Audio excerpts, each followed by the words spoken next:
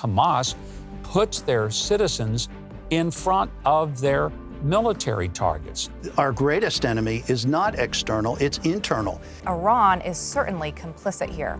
Without them, there's no Hamas. We begin tonight with the war in the Holy Land, where Israel conducted what it called wide-scale strikes on Gaza, including on a Hamas group that Israel says was preventing Palestinians from fleeing south.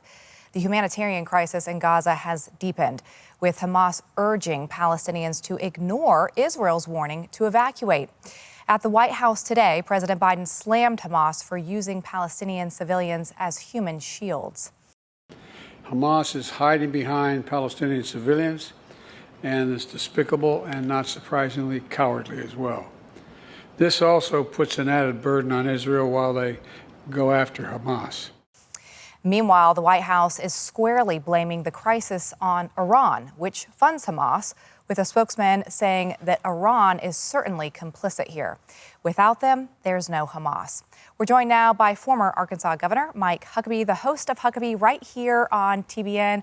Governor, welcome back to the show. It's always good to see you. Lindsay, it's always a pleasure to be with you. Thank you. So today, President Biden blamed Hamas for the humanitarian crisis in Gaza, saying that they are hiding behind Palestinians. I mean, considering Hamas says in their governing documents that the liberation of Palestine is the duty of all the Palestinian people, why is Hamas allowing so much harm to these innocent children in Gaza and these people they say they want to protect?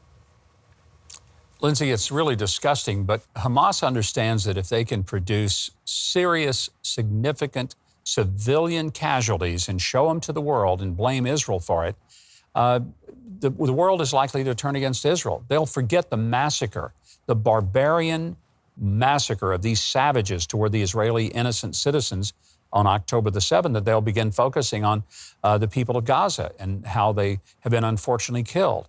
Let me add, they will be unfortunately killed, but they're going to be killed not because Israel is the bad guy. It's because Hamas puts their citizens in front of their military targets. They hide behind little children. The Israelis stand in front of children to take the bullets for the innocent. This is what people around the world must know about Hamas, and most don't, or they just don't care. And that's why I've been very grateful that President Biden and Secretary Blinken have been steadfast in their support of Israel and in their condemnation of Hamas. And when you mentioned Iran, 93% of the money that Hamas gets to do their horrible deeds comes from Iran. Let me ask you about that then.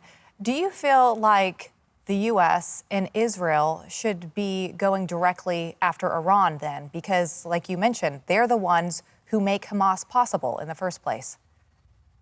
Well, we absolutely should. Now, I'm not saying we ought to go in and do military action. We don't have to. We can bankrupt them, which is, frankly, more effective than bombing them. And just to be real clear here, under Donald Trump, that's what we were doing. We shut them down.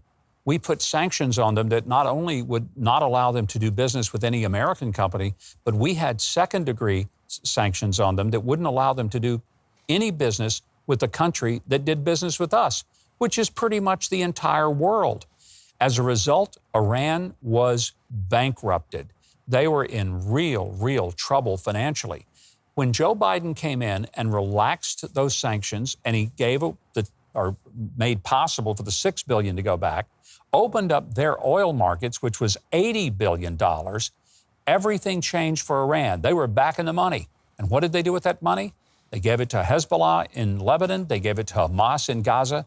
And now we have dead Israelis all over the place, and we'll have dead Palestinians because we relaxed the rules on Iran. So what we need to do, put the screws back on them, make it tight, make it hard, bankrupt them, and then you don't have to bomb them.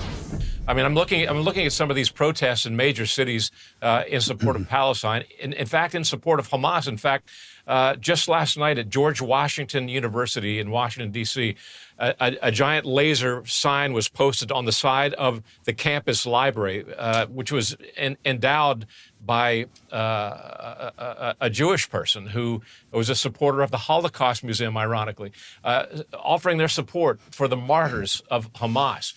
It's just absolutely disgusting. But this is happening openly now on college campuses across America, across Western Europe. Yeah, and there was a big demonstration where a whole mob took over the one of the House office buildings up on Capitol Hill, and it turns out that that whole flash mob was funded by a couple of George Soros operations. So there are active components that are working against this. And to take your point, I think that our greatest enemy is not external, it's internal. And as Abraham Lincoln said, words to the effect that no external enemy can get so far as to take a drink from the Ohio River or take a walk on the Blue Ridge Mountains. If we fail, it will be because we fail internally. And he's right. And again, this has been happening. It's like the veil has been ripped off this infiltration here in the United States, but it's been happening. We've all been the proverbial frog in the slowly boiling pot of water, and we're seeing it boil and roil right now. Let's get back to the immediate threat right now in the Middle East. The United States, we now know, Sure. has been attacked in Iraq and Syria. As many as 24 casualties, some suffering from traumatic brain injuries from missiles fired by proxies of Iran. The U.S. in response is sending THAAD missiles, a high theater missile defense system, and Patriot missiles. These are defensive missiles. Should we be doing more, Chuck? Well, okay. Now we're going to get down to the real guts of this thing, which is, does the United States have the leadership and the political will to do what is required? And the Iranians didn't do all this stuff when President Trump was in office. It's all happened in the last couple of years because we have lost the ability. The deterrent value is what we've lost. So we're trying to make up for it by rushing a bunch of stuff, troops and ships and equipment and aircraft into theater to try to make up for the fact that we've lost that deterrence. And deterrence requires three things. One, it requires a credible force. Okay, we've got that.